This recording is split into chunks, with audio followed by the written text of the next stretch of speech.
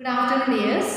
We are studying the lesson 6 combustion and flame.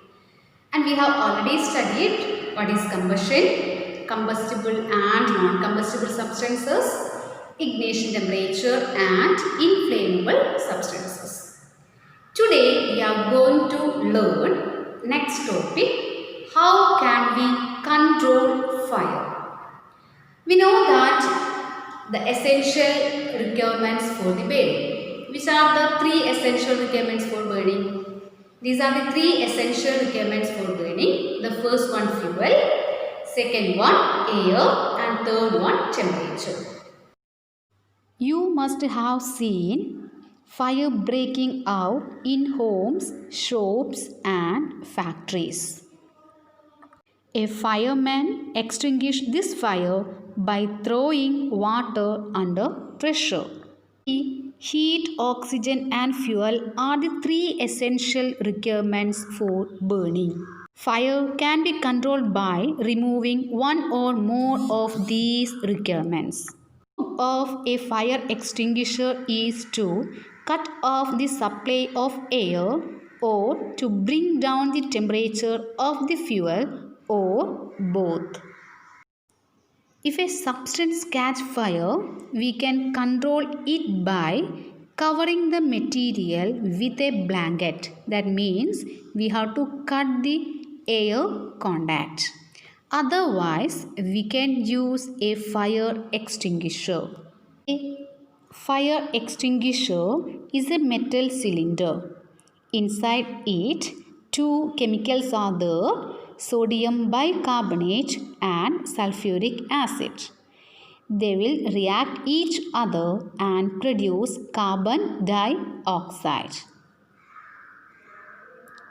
Here we can see the knob of the fire extinguisher and inside the chemicals.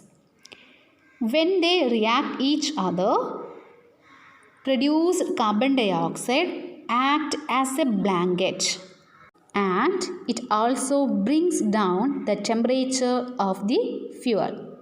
That is why it is an excellent fire extinguisher. Another way to get carbon dioxide is to release a lot of dry powder of chemicals like sodium bicarbonate or potassium bicarbonate. Near the fire, these chemicals give off carbon dioxide. The most common fire extinguisher is water. But water works only when things like wood and paper are on fire.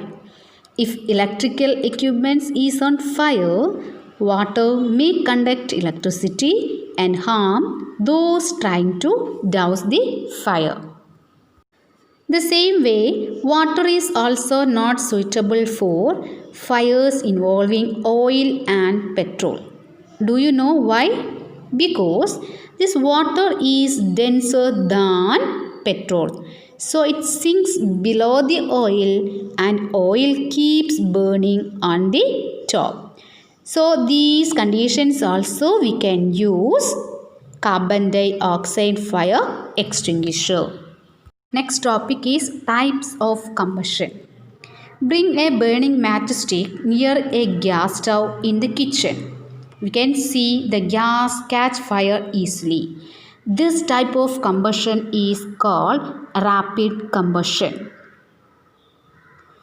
If you are keeping white phosphorus outside, we can see that it catch fire easily. This is called spontaneous combustion. Another example for spontaneous combustion, forest fire and fires in coal mine. And you might have seen that fireworks. It catch fire easily and produce sound, light and heat. This type of combustion is called explosion. So we discuss rapid combustion, spontaneous combustion and explosion. My dear children, if you have any doubt, you can call me. Thank you.